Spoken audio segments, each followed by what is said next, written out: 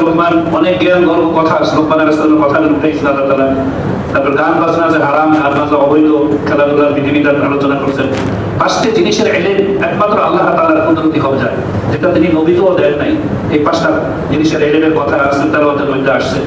শিরক যে সবচেয়ে বড় অপরাধ, আল্লাহ তাআলা ক্ষমা করবেন না, এটা বড় জুলুম, সেই কথা আজকে তেলাওয়াতের মধ্যে আল্লাহ উল্লেখ করেছেন।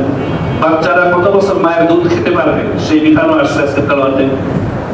সমস্ত প্রাণীদের মধ্যে গাধার দাগটা সবচাইতে বিশ্রী, এটা আল্লাহ তাআলা কোরআনে স্পষ্ট বলে দিয়েছেন।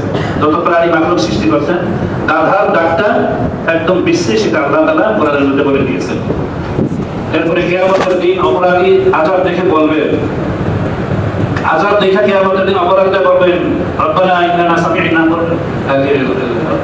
রাজa'না, মানে আল্লাহ আমাকে আবার ফিরিয়ে দেন, আমি আবার দুনিয়াতে ফিরে যাই, একেবারে মুমিনিন হইয়া দুনিয়াতে আবার ফিরে আসবো, এরকম তারা বলবে। সেই কথা বলবে, কিন্তু সেই সুযোগ তারা হবে না।